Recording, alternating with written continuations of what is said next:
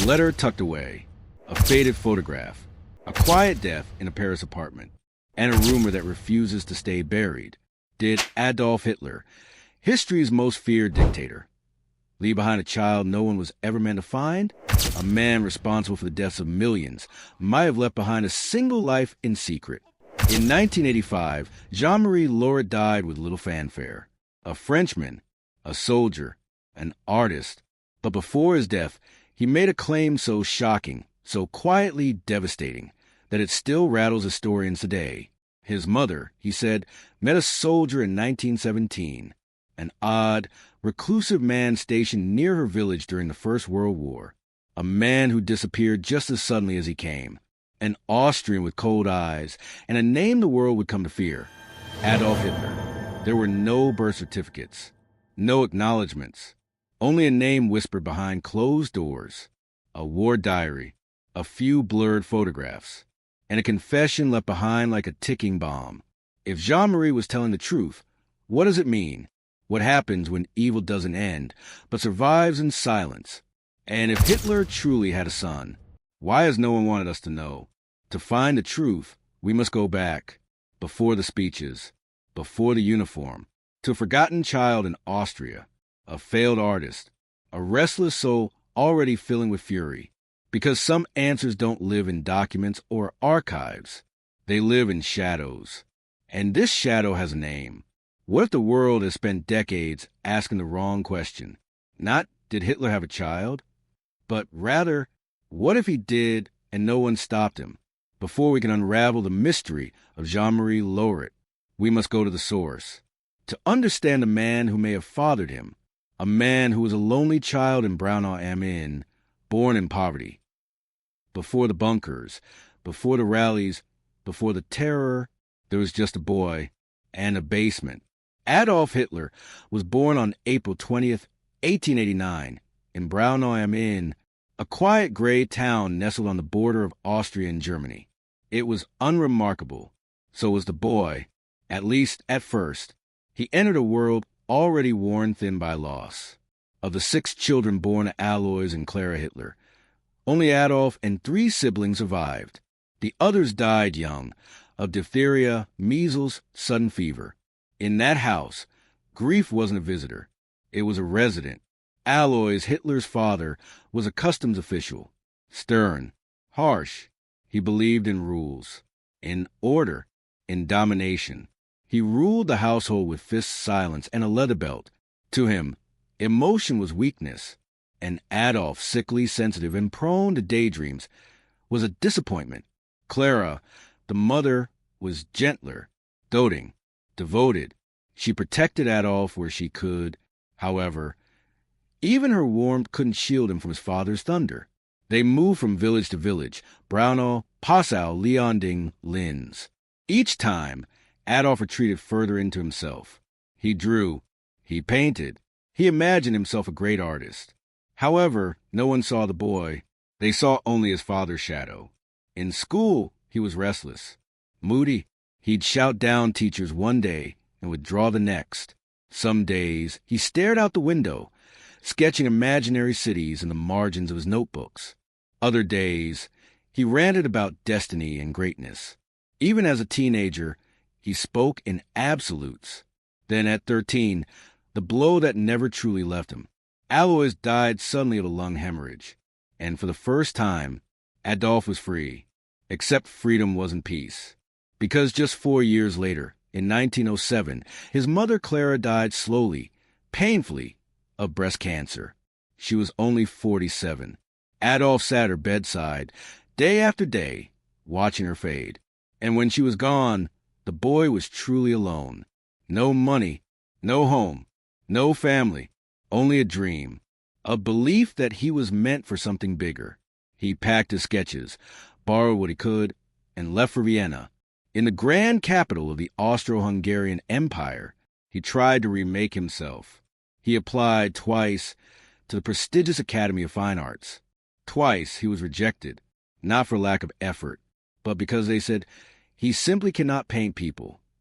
It crushed him because he was denied, and the gatekeepers of culture had laughed him away, judged him, dismissed him, With no income, he spiraled. He slept in hostels, in basements, in abandoned buildings. He sold postcards and watercolors to tourists. Some days, he ate stale bread and counted coin for warmth. This is the image history forgets. Adolf Hitler, not as a tyrant. Instead, as a pale, coughing figure huddled under a staircase, clutching a satchel of failed sketches, ignored, invisible, humiliated. But humiliation has a half-life, and in the cold corners of Vienna's streets, something began to curdle inside him. He read obsessively, political pamphlets, racial theories.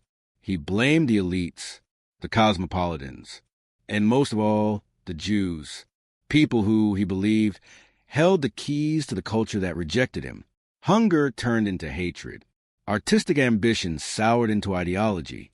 Still, in these years, he remained a ghost, a failed painter, a forgotten boy, until 1914, when the world caught fire. The First World War would give him a new identity, a uniform, a cause, and perhaps a reason to exist. But before the trenches, before the rise, there was a young man living in the margins of Vienna, convinced that he was born for greatness, and enraged that no one else could see it. He carried rejection like a wound, one that never healed. And when wounds stay open long enough, they infect everything. Now, pause for a moment. What kind of man does this create? A child raised under fear, a boy who lost everything, a young man humiliated by failure, left to simmer in silence. If Jean-Marie Lauret's claim is true, that Hitler fathered a child during the First World War, this is the man who would have become that child's father. Not a dictator yet, but a broken artist. Poor, unloved, and desperate to be remembered. If Lauret was his son, then he wasn't born from power. He was born from ruin. And maybe, just maybe, that's where this story truly begins. Because as war breaks out across Europe, and Hitler finds himself marching into France, fate may already be writing another chapter, one far more personal. Vienna, 1908. The imperial capital gleamed like a crown of marble and gold. Opera spilled from concert halls. Street lamps bathed the boulevards in soft electric glow, and coaches rolled past cathedrals older than memory. For many, it was a city of elegance and promise. For one young man stepping off a train from Linz, it was something else entirely. Adolf Hitler arrived with a suitcase, a worn coat, and a dream to be one of the greats. An artist, a painter whose works would hang in Vienna's finest salons. He imagined acclaim, respect, even admiration. Instead, the doors slammed shut. The Academy of Fine Arts rejected him. His talent, they said, was unremarkable. No flair for human form. His drawings of buildings were praised, technical, cold, but soulless. The rejection was more than a disappointment. It was a wound, and it festered. Days turned into weeks, weeks into months. He pawned his belongings, slept in flop houses. Sometimes, in the bitter Austrian winters, he wandered the streets all night just to stay warm. He grew thinner, quieter. Shadows settled under his eyes. He sketched postcards and sold them for coins, picked scraps from trash bins behind bakeries, listened to the sermons of radicals who stood on crates and shouted about the enemies of Austria. Some men break quietly in poverty. Others, in silence, reshape themselves. In the hostels where Vienna's forgotten gathered, vagrants, beggars, dreamers gone cold, Hitler found something he hadn't expected, a voice that mirrored his rage. Leaflets passed from hand to hand, full of bile and blame, books that spoke of conspiracies, of traitors among them. One name surfaced again and again, the Jew. To a boy raised in a rural town with little exposure to Jews, this narrative came as revelation, dangerous, simple, and seductive. He began to see Vienna not as a place of rejection, but as proof of a system infected, a system he was meant to tear down. As the years dragged on, Hitler stopped painting faces. He painted ideas, in his mind at least, ideas about race, identity, and purity, about how a people must be led, and who must be cast aside. He began to look at the city differently. The grandeur of the palaces no longer inspired him. They enraged him. Marble columns, opera houses, lavish dinners behind velvet curtains. Vienna's wealth wasn't just out of reach, it was taunting, a parade of luxury, passing daily before a young man half-starved and half-mad with frustration. He studied the people who moved through it all with ease. Bankers in tailored suits, artists with patrons, intellectuals writing critiques of empires and philosophies. They lived in a world that had no use for him. And in that resentment, something calcified. At the public library, where he spent long hours to stay warm, he devoured books about history, politics, mythology. He read about Germanic tribes and Wagnerian epics, about empires lost and bloodlines divine. He found authors who whispered the lies he was waiting to hear about superiority, race, betrayal. He drank it in. He was no longer the failed artist begging for acceptance. He was a man convinced he saw something others could not. In the corner of a soup kitchen, he began to lecture to anyone who would listen. His words were still clumsy but forceful. When he spoke, his voice trembled with conviction. He blamed the decadence of Vienna, the cowardice of politicians, the moral decay of the empire. And always he circled back to the same scapegoats: the foreigner, the weak, the corrupting influence. He was, by every definition, invisible in those years. A statistic, one of the many poor men scraping by in the gutters of a golden city. And yet, in those shadows, the roots of something sinister had begun to twist together. One winter, he disappeared for several weeks. No one knew where he slept or if he ate.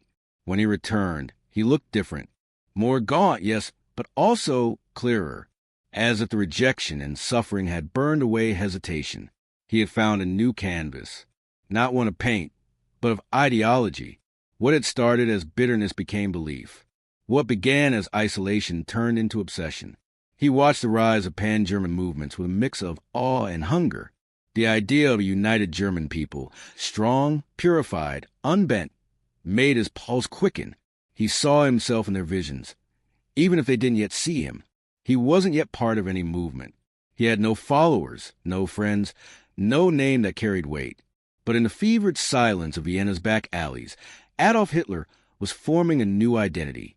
One not defined by who he was, but by who he opposed. One forged not in triumph, but in rejection. And then, in 1913, something shifted. A letter arrived, summoning him back to Linz for military registration. He ignored it, avoided it, dodged the draft of the very empire he claimed to love. It was a cowardly act, but revealing. Even then, he saw rules as things meant for others. He fled to Munich, Germany, a new city, a new life, and soon a new war. The boy who came to Vienna with a dream of color and canvas left it broken, bitter, and burning with hatred.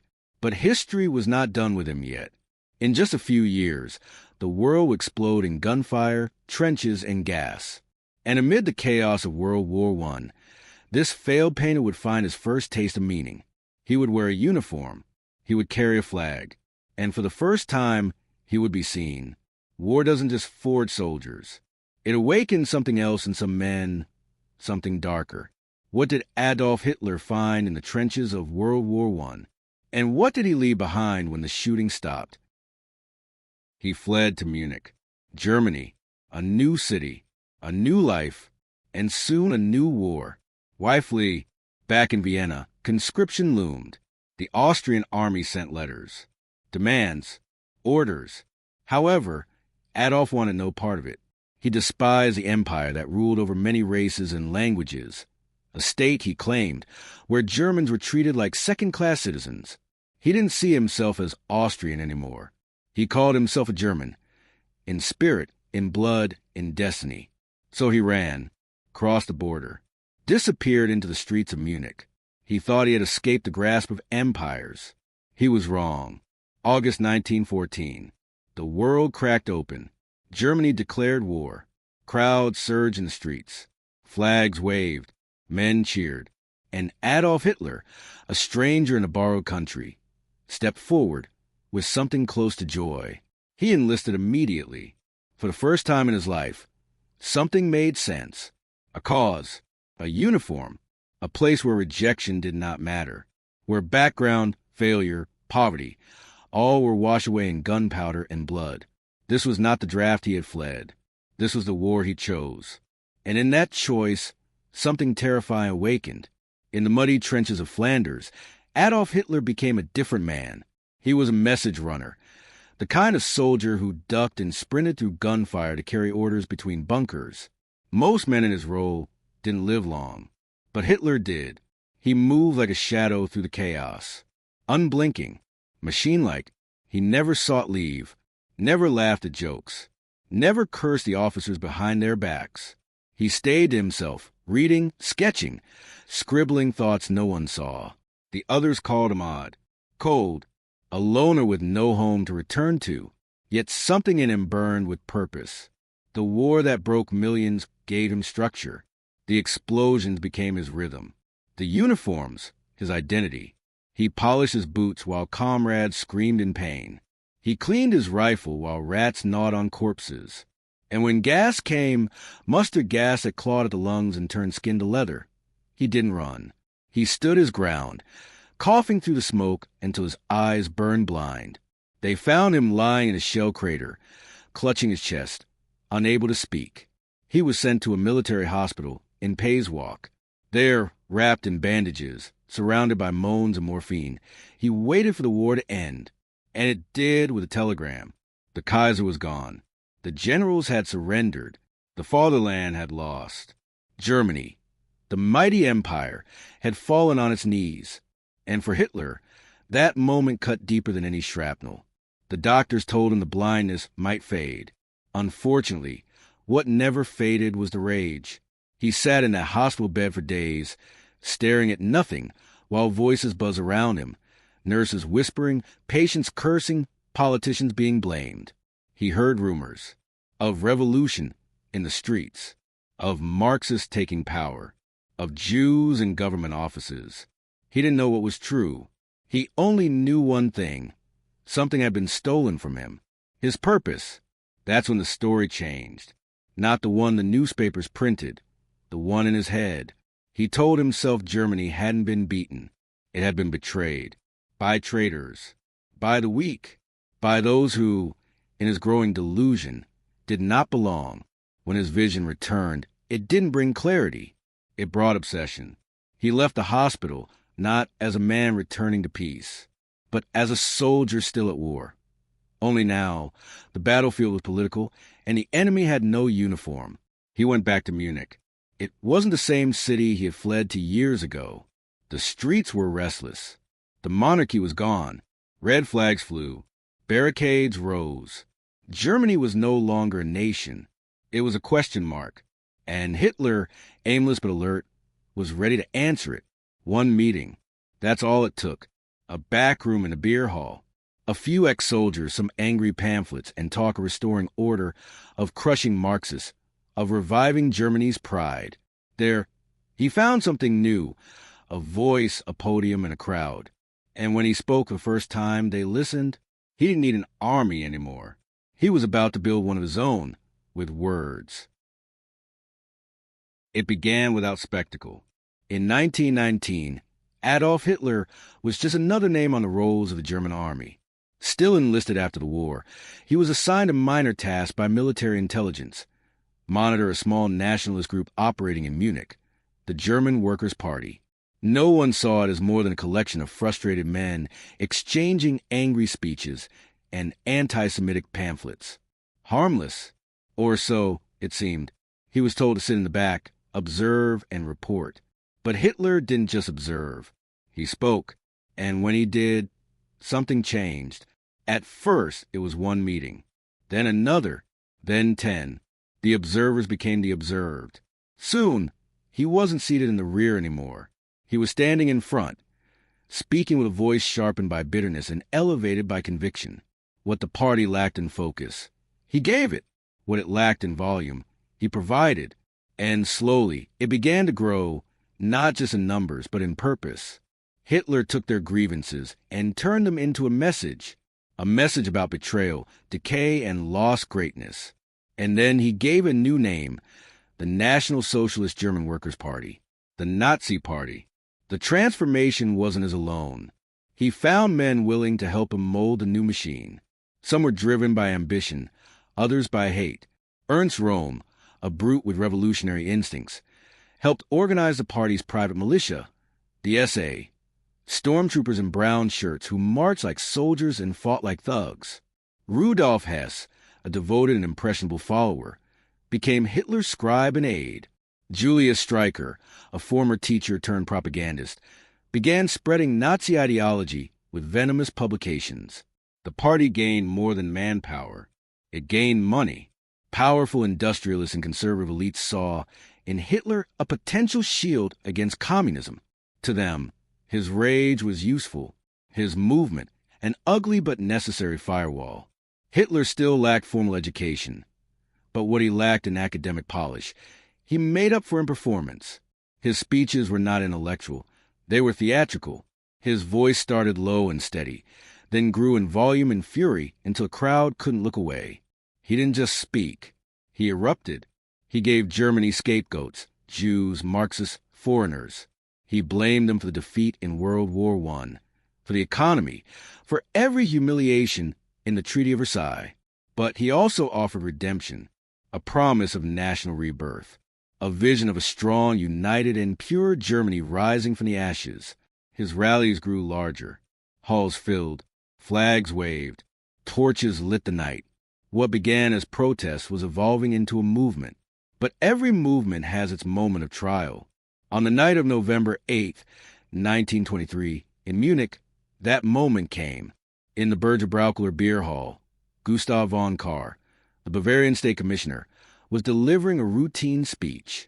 But outside, SA stormtroopers were gathering. At 8:30 p.m., the doors burst open. Armed men flooded in. At their head was Adolf Hitler, pistol in hand. He fired a shot into the ceiling and climbed onto a chair. "The national revolution has begun," he declared. Von Kahr and other officials were taken hostage. Hitler believed the military would join him, that the people would rally behind his bold move. He imagined a second unification of Germany, this time under his rule. But the support he expected never came. The following morning, Hitler led about 2,000 supporters in a march through the streets of Munich, headed toward the government buildings. They were met by armed police near the Feldherrnhall. Shots rang out. 16 Nazis and 4 police officers were killed. The crowd scattered. Hitler was injured, disarmed, and fled the scene. Within hours, he was arrested, charged with high treason. The attempted coup, what would later be known as the Beer Hall Putsch, had failed. The Nazi Party was banned, its leader disgraced. But while the uprising ended in blood and failure, Hitler's name was now known across Germany. The failed artist, the forgotten soldier, he was no longer anonymous. In early 1924, Hitler was sentenced to 5 years in Landsberg prison. He would serve just 9 months. But prison was not punishment. It was opportunity. Unlike most inmates, Hitler received lenient treatment. He had his own room, frequent visitors, and access to books and writing materials. It was here that he began working on his manifesto, Mein Kampf, with Rudolf Hess transcribing his words.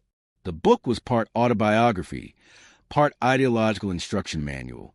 In it, Hitler outlined his core beliefs: the racial superiority of Aryans, the dangers of international Jewry, the need for Lebensraum, living space, in the East, and the importance of propaganda and absolute leadership.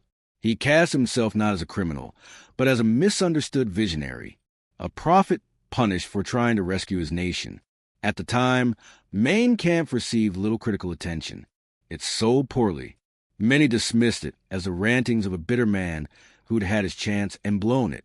But the ideas inside were dangerous. They didn't vanish. They waited. There were rumors from this time, persistent, never confirmed, that during his sentence, Hitler had a brief relationship with a woman, whispers from guards, suggestions of a secret visit. If true, it may have left behind more than memory, perhaps a consequence that neither he nor history would acknowledge. But when Hitler walked free in December 1924, the world around him had shifted. The Nazi Party was still outlawed. He was barred from public speaking in some regions. But none of that mattered. He had what he needed: a platform, a cause, and now a legend. He wasn't a fringe agitator anymore. He had become something else, a martyr in the eyes of his followers, a man who had dared to defy the system and paid for it. That image would serve him far better than guns ever could. Hitler took a lesson from the failed putsch. Power would not be seized with violence. It had to be won through the ballot box, through legality, manipulation, and illusion. The Nazi Party was restructured.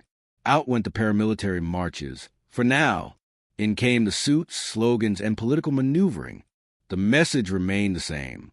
But now, it wore a mask of respectability.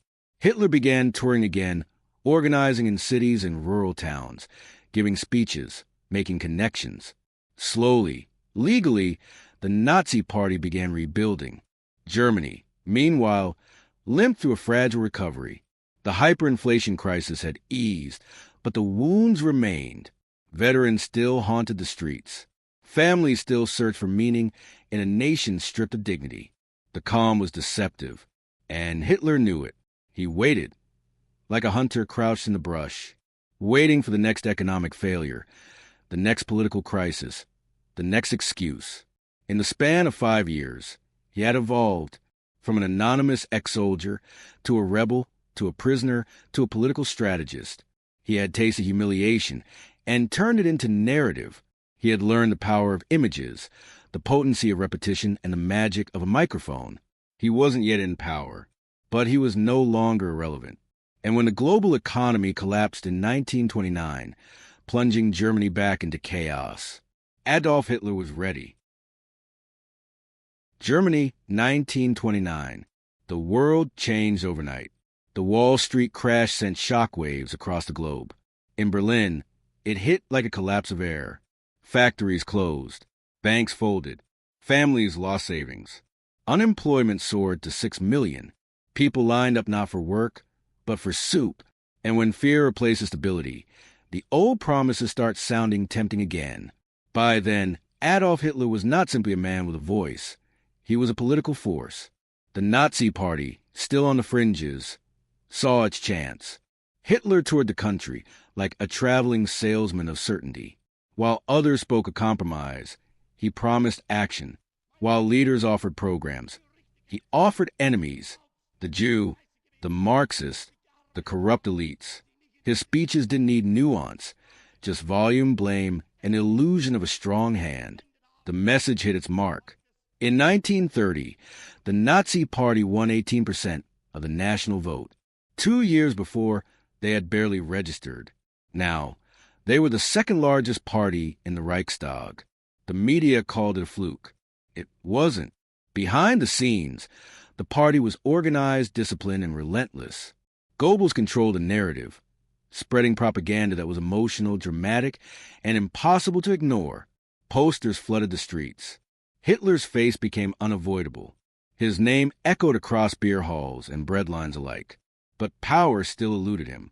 He had votes, not control. The German presidency remained in the hands of an aging war hero, Paul von Hindenburg. And the chancellor, the man who actually ran the government, was chosen by the president, not the people. So Hitler waited, pressured, negotiated, and the cracks inside the democratic system kept growing. In 1932, Hitler ran for president. He lost, but it didn't matter. He had proven something else, that his movement could not be ignored. The Nazis won more Reichstag seats in July, then again in November. Each time, Hitler demanded the chancellorship. Each time, Hindenburg refused. He saw Hitler as dangerous, unpredictable, beneath the dignity of German leadership. But behind closed doors, men with more ambition than caution began plotting a compromise. Enter Franz von Papen, a former chancellor, aristocrat, and master of backroom deals. He approached Hindenburg with a new idea: make Hitler chancellor, but surrounded with conservatives who could control him. Hindenburg reluctantly agreed. On January 30th, 1933, Adolf Hitler became Chancellor of Germany. It was a legal appointment, constitutional. No tanks rolled through the streets. No force. No blood. Just a handshake and applause. At first, Many thought he would fade, a loud figurehead with no real power. One man in a cabinet full of traditional conservatives. But Hitler had no intention of being a figurehead. Less than a month into his chancellorship, an opportunity arrived in the form of fire.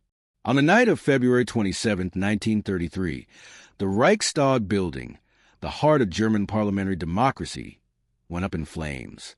A Dutch communist was arrested at the scene, but the facts were murky. Who started it, why, and whether he acted alone, no one could say for sure. Hitler didn't wait.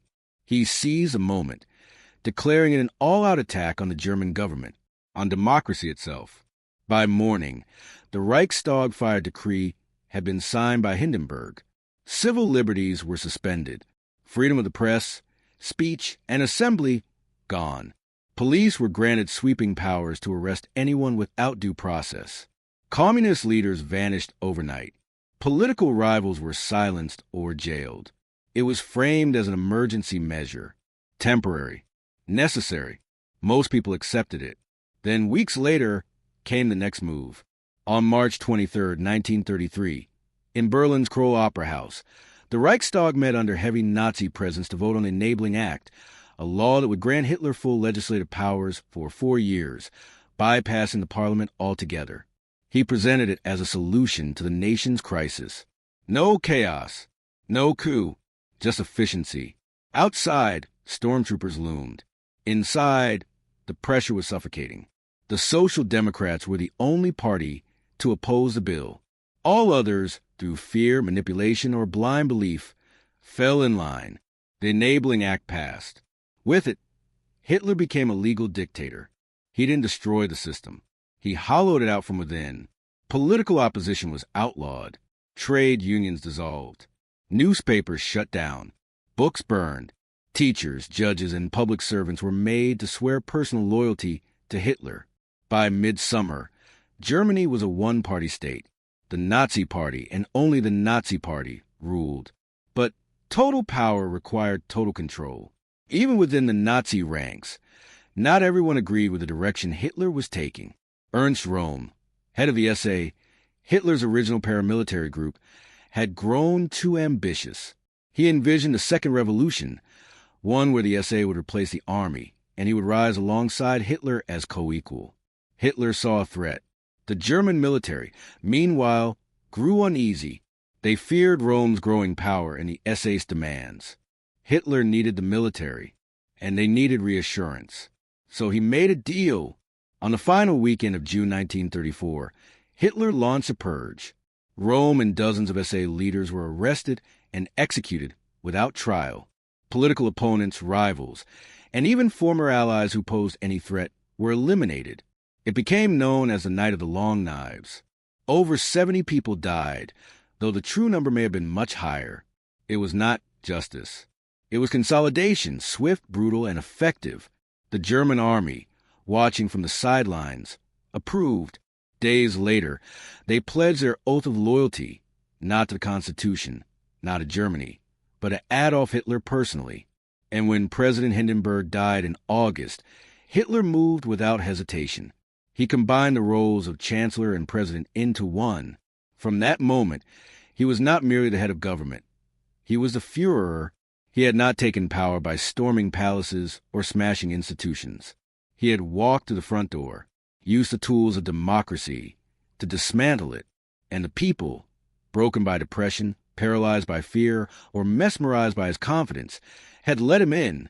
Germany was now a dictatorship cloaked in legality, built on fear, held up by propaganda, driven by one man's vision, and the machine he had built to enforce it. And behind the calm speeches and ceremonial parades, darker preparations were already underway. Enemies were no longer opponents. They were problems to be removed. The machinery of repression had begun to hum. The Reich was no longer a nation. It was a performance. Every street march, every slogan, every salute had been choreographed to reflect one man's will. But behind the spectacle, away from the microphones and floodlights, was a private world Adolf Hitler kept locked behind doors. A world that the public rarely glimpsed. And that history would come to question. For all his control over Germany, One realm remained carefully shrouded: his personal life, his relationships, his desires, his need to curate an image not just of power, but of purity. It was within this concealed space, not a battlefield or a podium, that some of the most enigmatic and haunting chapters of Hitler's life quietly unfolded.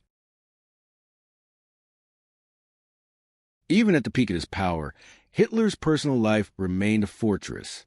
Few entered it. Fewer still understood it. His inner circle whispered of his obsessions, not with order or racial purity, but with appearances, control, and denial.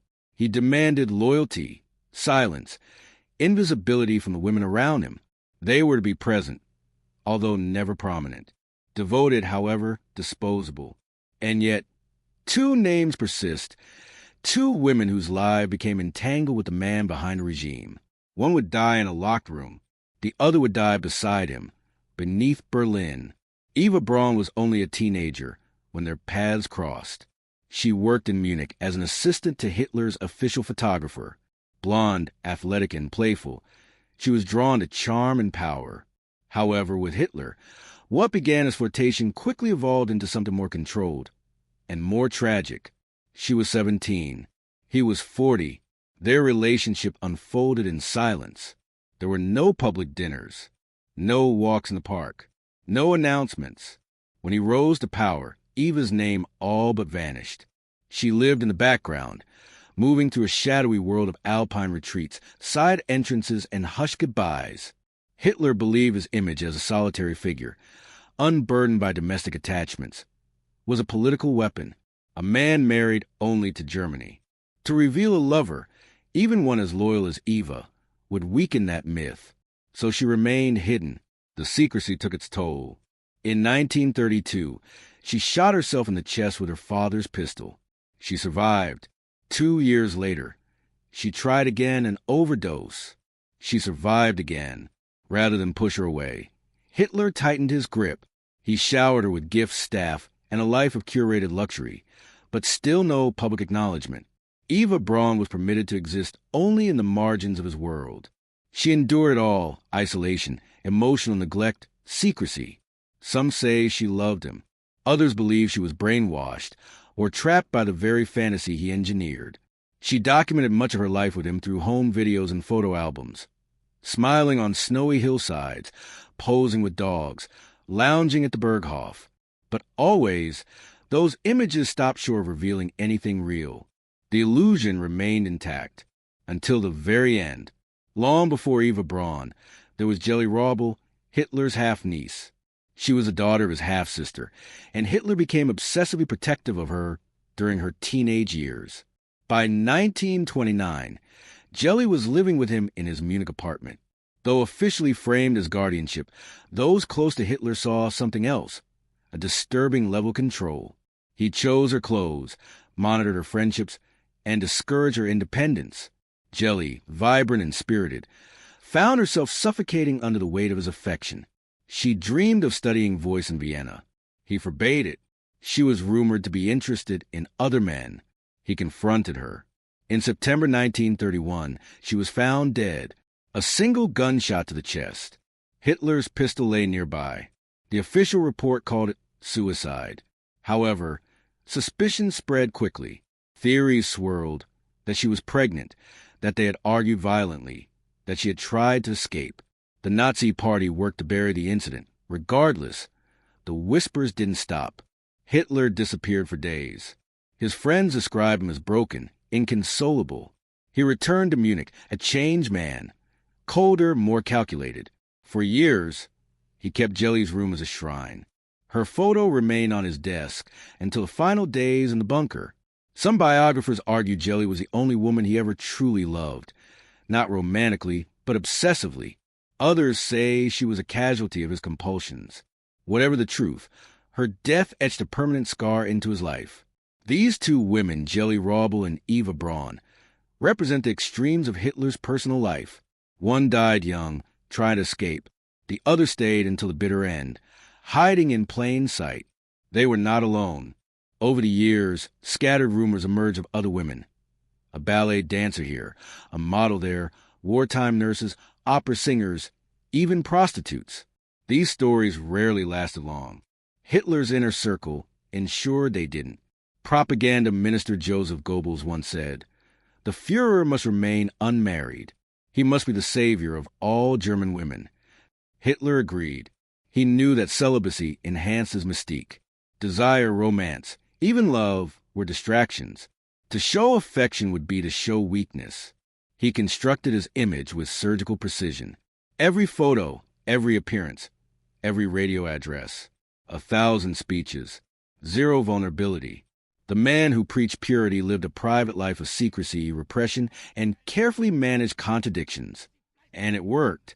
For years, the German public saw him as above the fray, a man driven not by impulse, but by mission. Even as he vacationed in the Alps, took walks with dogs, or dined in mountain lodges, there were no signs of intimacy, no visible softness, no humanizing details. But behind the propaganda curtain, things were less clear. One story, long dismissed, now stirs new questions. It begins not in Munich or Berlin, but in the countryside of northern France. The year was 1917. Europe was locked in the slaughter of the First World War. A young German soldier, recovering from wounds, was stationed far from the trenches. He kept to himself. He sketched, wrote, and stared into the distance, often rambling about German destiny. Fellow soldiers found him odd. In a small town called Forns-en-Wep, he met a local teenager named Charlotte Lobjoie. Years later, Charlotte would describe him as quiet and peculiar, a man who watched more than he spoke. He wore his uniform stiffly, never quite relaxed. He talked about politics, art, and the future of Europe. And sometimes he drew her with a sketchbook that never left his side.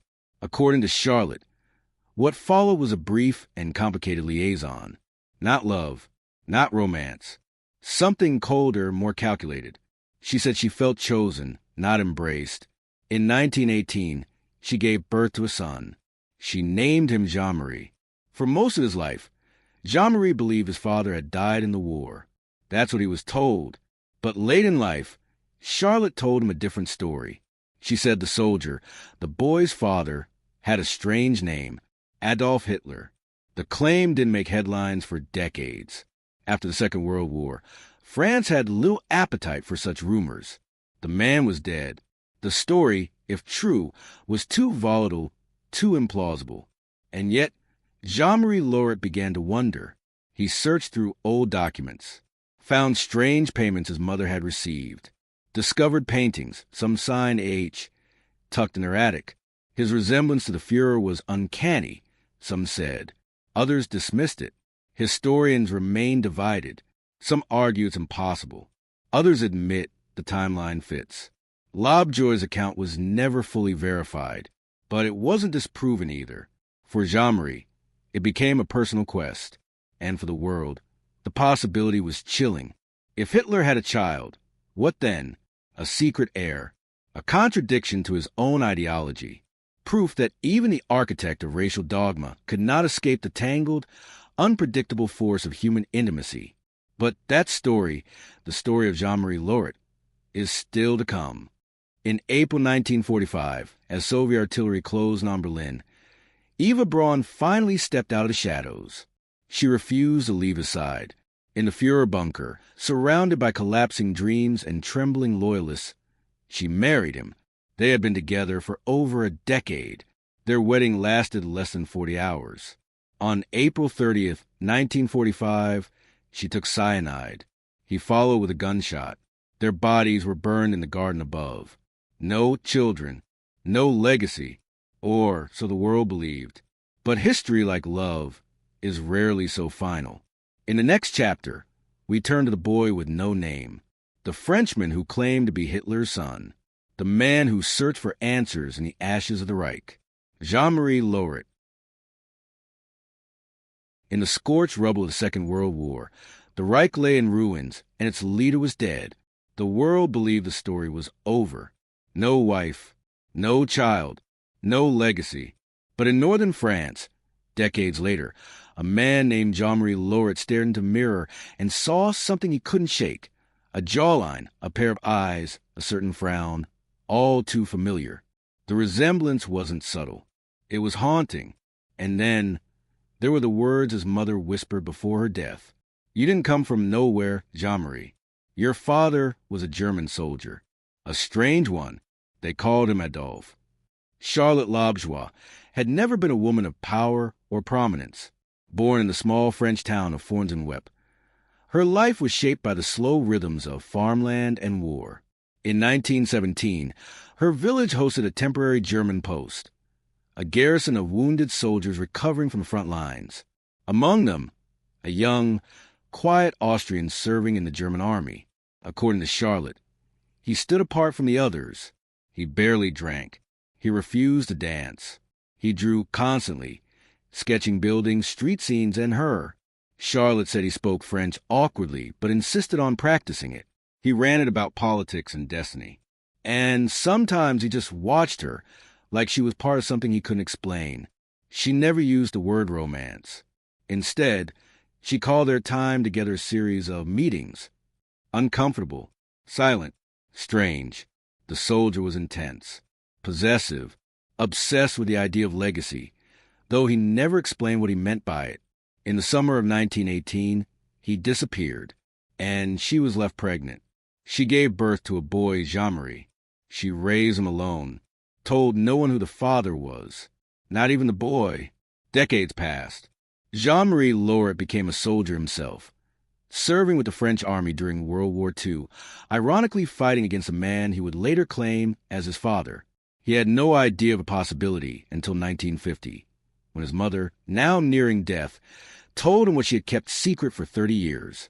She said the man who fathered him wore a mustache, had piercing eyes, and called himself Adolf Hitler. It sounded absurd, offensive, insane. But something in Jean-Marie couldn't let it go. At first, he tried to dismiss it. He was a family man now, with children of his own. He worked quietly as a teacher, but the whispers wouldn't stop. The story echoed, and soon he went looking. The evidence he uncovered wasn't conclusive, but it was unsettling. He found old paintings in his attic. Signed H, they matched the style of Hitler's known early work from Vienna and the front lines.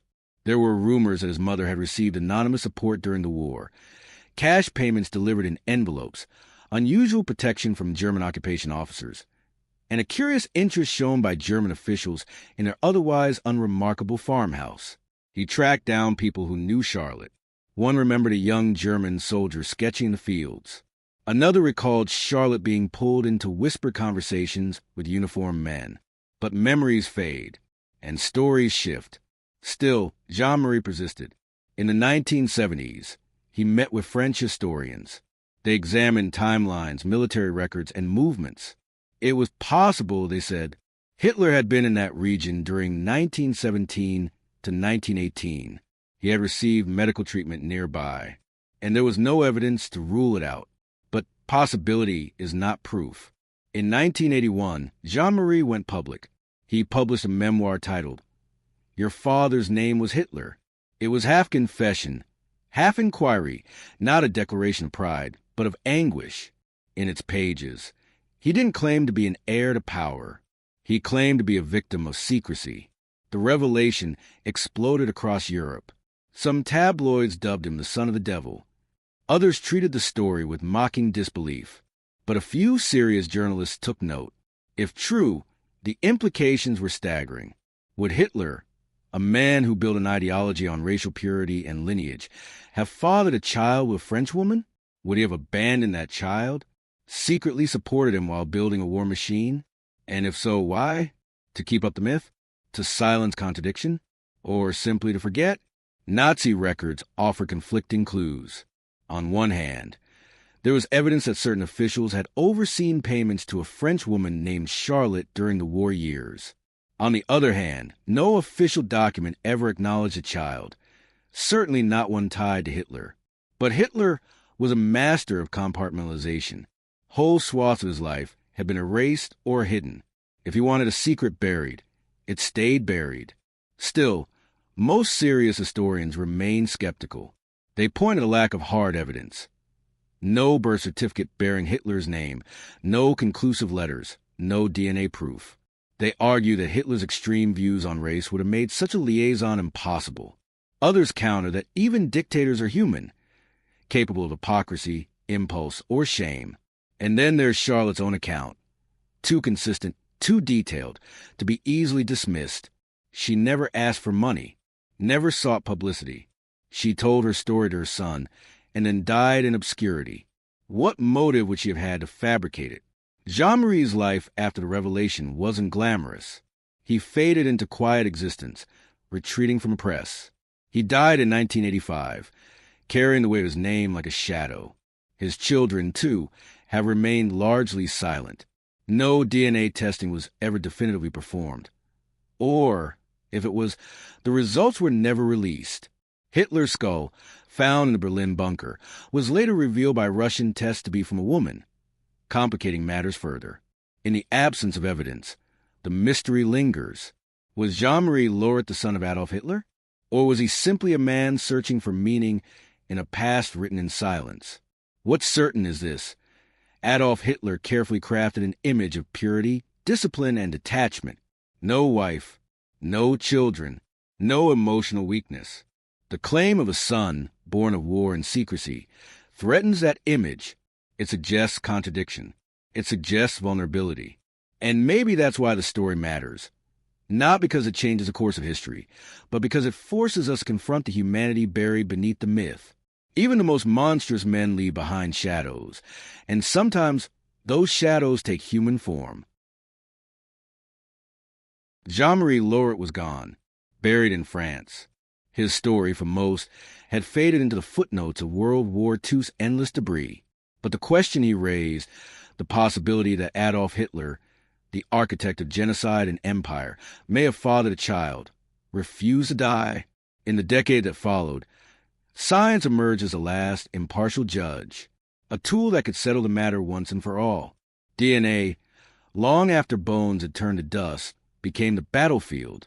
But even science has its limits. In the early 2000s, forensic teams in Russia made a stunning announcement. The Soviet Union had long claimed to possess Hitler's remains. After the fall of Berlin, Soviet troops discovered a body outside the Führer bunker, partially burned. They identified it as Adolf Hitler and secretly buried the remains. Years later, the skull fragment, long thought to be Hitler's, was retrieved from Russian archives and subjected to DNA testing. The results shocked historians. The bone wasn't from a man at all. It was from a woman. This revelation ignited new controversy.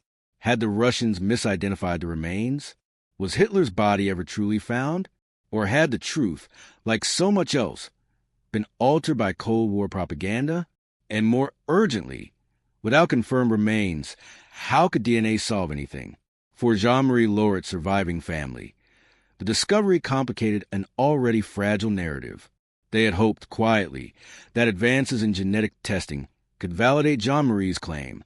But without Hitler's verified DNA, any direct comparison was impossible. There were rumors, whispers of DNA samples taken from surviving Hitler relatives in Austria. A few distant descendants agreed to participate in anonymous testing. Others refused, fearing the stain of a connection too toxic to confirm. One journalist claimed a sample from Jean-Marie's son had been analyzed and compared to known Hitler relations and showed no match. But the findings were never peer-reviewed. No institution stood behind them. And the samples themselves? Anonymous, unverified, untraceable. In the court of science, evidence is everything. And speculation is not evidence.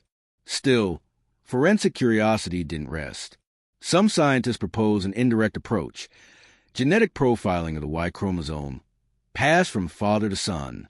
If a unique Y chromosome could be identified among Hitler's known male relatives, and then matched to Jean-Marie Lauret's descendants, it could point to shared paternity. But here, too, the effort stumbled. The Hitler family line was fractured. Most male relatives had died childless. Others had changed names or gone into hiding. The few distant relatives who were alive in the 21st century had taken public vows to end the bloodline. "We will not have children," one nephew told reporters. "The name dies with us." Whether out of shame, morality, or fear, the family had made a decision. No continuation, no testing, no answers. Science was silenced not by failure, but by absence. What remains instead are documents, letters, war reports, financial records, and the suspicious holes they contain.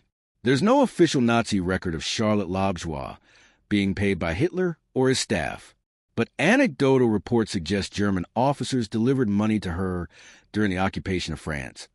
Money she never explained. Jean-Marie Loret claimed to have seen letters from German officers acknowledging his existence, but the originals were never produced. Were they lost, fabricated, or destroyed? One document found in Loret's possession listed a German officer arranging monthly assistance to a French woman in Lille region, unnamed and signed and untraceable. A French historian uncovered property records suggesting Loret's family land had been spared Nazi seizure, an unusual act of mercy in occupied France. Again, the pattern not proof, but possibility. Against this fragile web of claims stands the towering figure of Hitler himself, a man obsessed with bloodlines, purity, and control. He spoke endlessly about the superior race and the threat of contamination. He demanded that his SS elite prove their Aryan ancestry back multiple generations. He invaded nations in the name of racial hygiene, and yet he remained oddly silent about his own lineage. Publicly, he declared himself childless. Privately, he kept his romantic life hidden. Even Eva Braun, the woman who died beside him in the bunker, was rarely seen in official photographs. Her existence was an open secret, never formally acknowledged. To Hitler, vulnerability was weakness, and a child, especially one born out of wedlock to a Frenchwoman, would have shattered his image. Some historians argue that the very idea of Hitler fathering a child contradicts his ideology, that he would never allow it. Others point out that hypocrisy was not beneath him, that the private Hitler often contradicted the public one. After all, this was a man who demanded absolute loyalty while sowing chaos, who preached strength while hiding from responsibility, who constructed an image of cold celibacy while clinging to secret lovers. Could he also have left behind a child? What complicates the story even further is the issue of sterility. There have long been rumors, some from wartime doctors, others from post-war interrogations, that Adolf Hitler was physically incapable of fathering children. One Soviet autopsy report, never independently confirmed, claimed Hitler had only one testicle, a fact made into crude wartime jokes and British propaganda songs. Others suggested hormonal imbalances, psychological aversions, or even venereal disease. But modern historians are cautious. No credible medical record confirms sterility, and none of the women in Hitler's orbit, including Braun and Raubel, ever reported pregnancies or miscarriages. Then again, they wouldn't have. Not in that regime. Not with that man. The truth, if it existed, would have been buried alongside the Reich. So where does that leave us? With a story that refuses to resolve. Jean-Marie Loret may have believed his mother. He may have seen resemblances in the mirror, found strange artifacts in the attic, and lived a life clouded by a secret never asked for. But history is not built on belief. It demands evidence. And in this case, as with so many aspects of Hitler's life, the evidence remains maddeningly out of reach, either erased, lost in fire, or deliberately buried by those who had every reason to keep the truth from ever being known. What's left is a question, not an answer.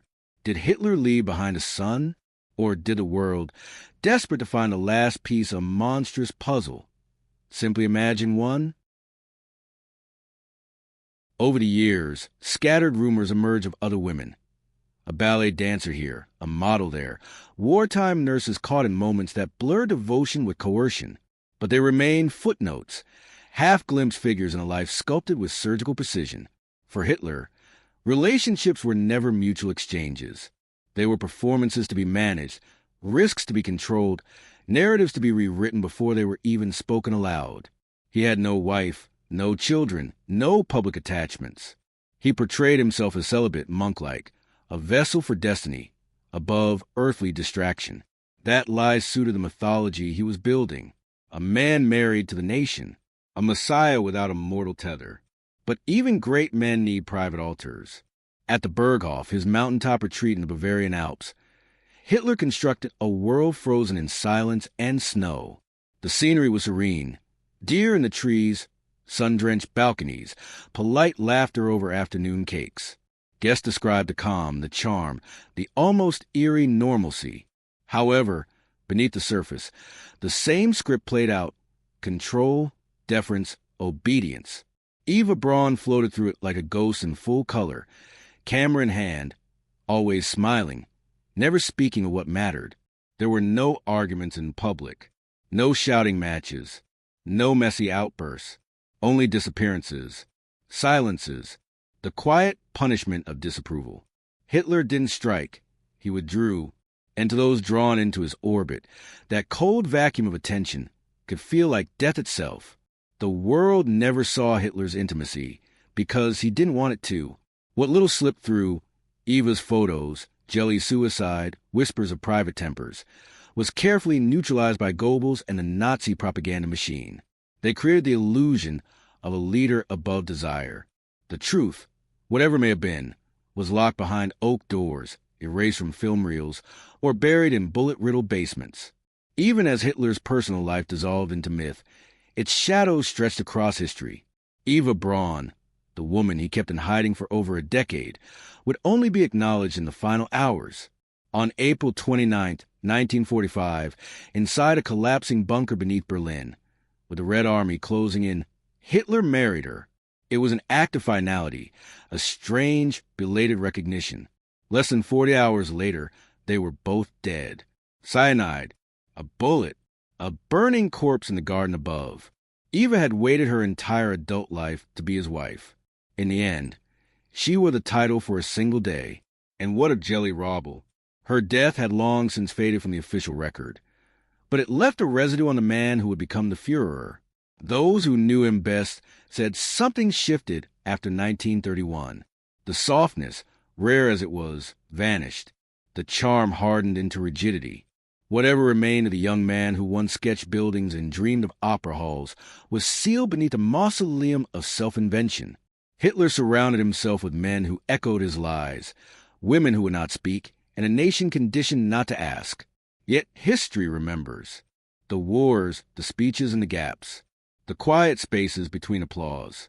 The cold hallways where loyalty blurred into fear and affection became performance. It is in those silences, in the locked rooms, the erased letters, the photographs that never told the whole story, that the full scope of Hitler's tyranny begins to come into focus. Because the cruelty of his regime wasn't limited to concentration camps and firing squads. It began in smaller rooms, with smaller choices, the suffocation of one woman's independence, the erasure of another's identity, a love withheld, a life denied, a truth buried. Adolf Hitler ruled a continent. However, he could not love without possession. He could not control without destruction. And in the end, the personal and the political merged into the same brutal pattern. Dominate, isolate, eliminate. The story of Hitler is often told in battles and speeches, flags and war rooms. But to truly understand the monster he became, one must look not only at the world he conquered, but the private world he constructed and then consumed. Behind every curtain, every whispered order, every stage salute was a man so afraid of being exposed, of being ordinary, that he buried every trace of weakness in others. Even in love, he left only ruins. And history, when it finally pulled back the curtain, found not a genius or a prophet, but a lonely, broken man hiding behind a myth.